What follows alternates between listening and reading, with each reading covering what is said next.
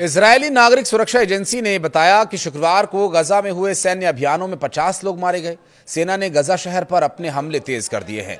गजा पट्टी के सबसे बड़े शहर गजा सिटी में रहने वाले लाखों लोगों ने घर छोड़कर इजरायली सेना के निर्दिष्ट सुरक्षित स्थान पर जाने से इनकार कर दिया। आखिर क्यों?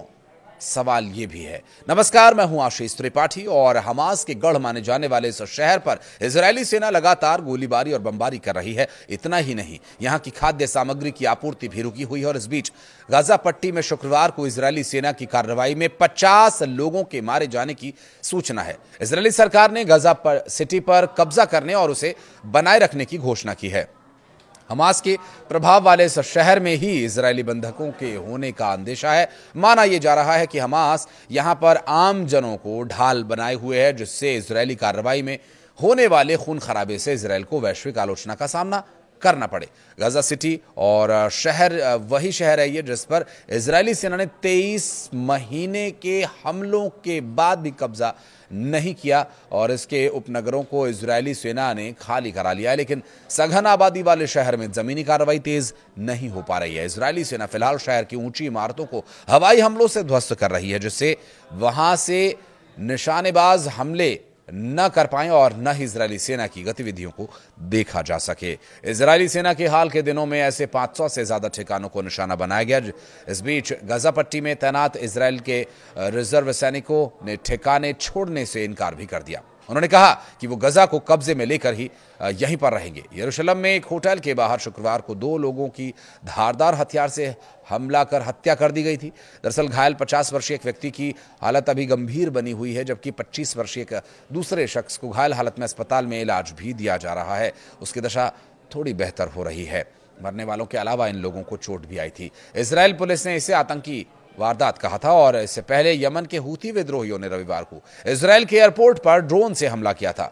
इजरायली सेना ने कहा कि हूतियों की ओर से दागा गया एक ड्रोन देश की बहुस्तरीय वायु रक्षा प्रणाली को भेदते हुए देश के दक्षिणी हवाई अड्डे पर गिरा और इस हमले में हवाई अड्डे की खिड़कियों के कांच तक टूट गए। इससे एक व्यक्ति घायल हुआ और कुछ समय के लिए वाणिज्यिक हवाई क्षेत्र को बंद रखना पड़ा। इजरायल का कहना यह है कि ड्रोन रेमन हवाई अड्डे तक पहुंचा, लेकिन इससे सीमित नुकसान हुआ। हमले के कुछ घंटों में उड़ानें फिर से शुरू कर दी गईं। इजरायली सेना ने कहा कि ड्रोन हमले से पहले कोई चेतावनी सायरन नहीं बजा।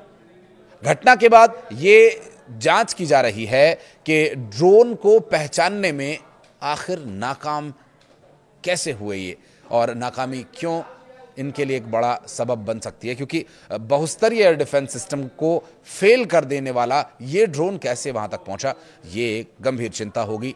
और हूतियों ने इस हमले की जिम्मेदारी ली थी और ये ड्रोन अटैक यमन के हूती विद्रोहियों के कब्जे वाली राजधानी सना पर इजरायली हमलों के बाद हुआ। इसमें हूती प्रधानमंत्री और दूसरे शीर्ष अधिकारी मारे गए थे। इस हमले से यमन और इजरायल के बीच करीब 2 साल से चल रहा संघर्ष और बढ़ने का अंदेशा पैदा हुआ था और वो अंदेशा सही भी साबित हुआ जब इजरायल ने दोबारा से हमला किया। और इजरायल ने कहा कि हूती विद्रोहियों ने, जब उस वक्त ये हमला हुआ था उस वक्त इजरायल ने कहा था कि हूती विद्रोहियों ने बीते रविवार को एक के बाद एक कई ड्रोन्स दागे, इनमें से अधिकतर को इजरायल के बाहर ही एयर डिफेंस सिस्टम ने नष्ट कर दिया, जबकि एक ड्रोन इजरायल के दक्षिणी शहर इलैट के पास स्थित रेमन इंटरनेशनल एयरपोर्ट तक पहुंच गया और टर्मिनल इमारत से जा टकराया। हूती विद्रोहियों ने इस साल मई में इजरायल के एक मुख्य हवाई अड्डे पर मिसाइल से हमला किया था और इससे 4 लोग घायल हुए थे और इसके बाद कई विमानन कंपनीज ने महीनों तक इजरायल के लिए अपनी उड़ानों को रद्द कर दिया था और इसके बाद अब ड्रोन से इजरायली एयरपोर्ट को निशाना बनाया गया।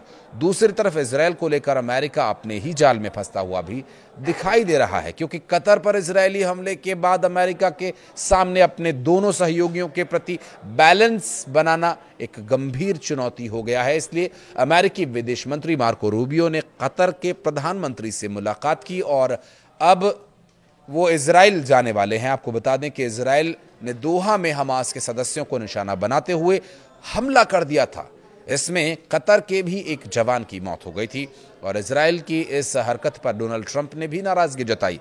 अमेरिका की भी नीति है कि गजा को लेकर जो नीति बहुत स्पष्ट तो है नहीं, तो इसलिए भी अमेरिका की नीति को लेकर बार बार सवाल उठते हैं। और एक तरफ वो इजरायल का खुलकर समर्थन करता है और गजा पर कब्जे को लेकर प्लान बनाता है, तो वहीं दूसरी तरफ वो युद्ध विराम के लिए मध्यस्थता का भी दावा करता है।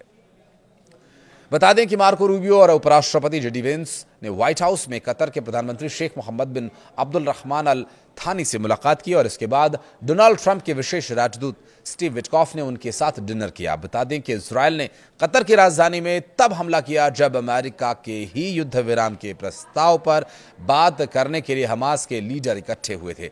हमास और इजरायल के बीच युद्ध विराम को लेकर अमेरिका और कतर मध्यस्थता कर रहे हैं। डोनाल्ड ट्रंप ने इस हमले से खुद को दूर किया था। वहीं यूएन में इजरायल के खिलाफ निंदा प्रस्ताव में अमेरिका भी शामिल था और बंधकों के परिवारों से मिलने के साथ ही मार्को रूबियो इजरायली अधिकारियों के साथ गजा पर आगे की योजना को लेकर चर्चा करेंगे। इसके अलावा वो पुरातात्विक स्थानों के लिए प्रसिद्ध सिटी ऑफ डेविड का भी दौरा करेंगे। तो वहीं कतर के प्रधानमंत्री ने कहा कि दोहा में हमास नेताओं पर किए गए हमले से इजरायल के नेताओं ने दिखा दिया कि उन्हें गजा पट्टी में बंधक बनाकर रखे गए लोगों की कोई परवाह नहीं। कतर के प्रधानमंत्री ने संयुक्त राष्ट्र सुरक्षा परिषद की एक आपातकालीन बैठक में यह बात कही। उन्होंने कहा कि अमेरिका के सहयोगी देश कतर पर मंगलवार को घातक हमले के साथ इजरायल ने सारी हदों को पार कर दिया।